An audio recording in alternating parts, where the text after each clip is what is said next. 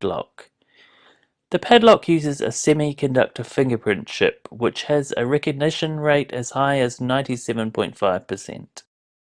The device allows you to store up to 20 fingerprints at the same time, so multiple people can use the same padlock.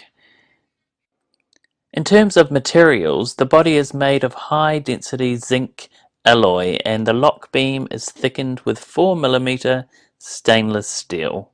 At the same time, the lock body has anti-splash and dust-proof protection to make it more safe and durable. After unboxing, the first thing you need to do is charge the padlock. A red light will show when the device is charging, and this will turn off once it's fully charged. After the device is fully charged, it's time to register the admin fingerprint. Firstly, use any finger to unlock the padlock, then choose a finger to use as admin and press and hold the fingerprint module for 8 seconds until a solid blue light appears. Now press the same fingerprint down a further 5 times. A green light will confirm that it has been read correctly.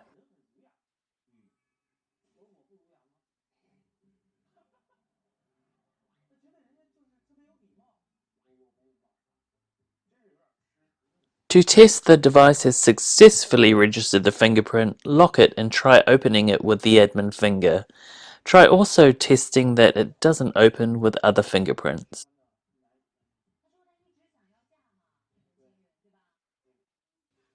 To register additional fingerprints, firstly unlock with the admin fingerprint, then press down for 5 seconds until the solid blue light appears.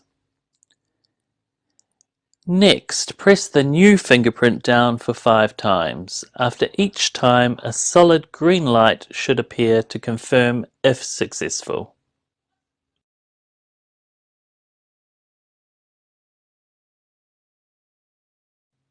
Next, lock the device and test if the padlock opens with the new fingerprint. And also try testing that it doesn't open with others.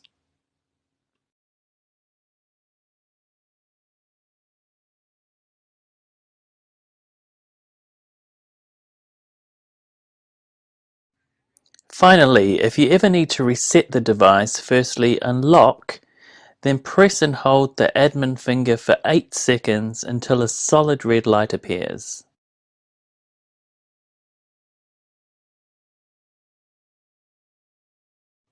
Next, release the finger, then press the admin finger once again to confirm you want to reset the device. This will delete all fingerprints. I hope you found this video helpful.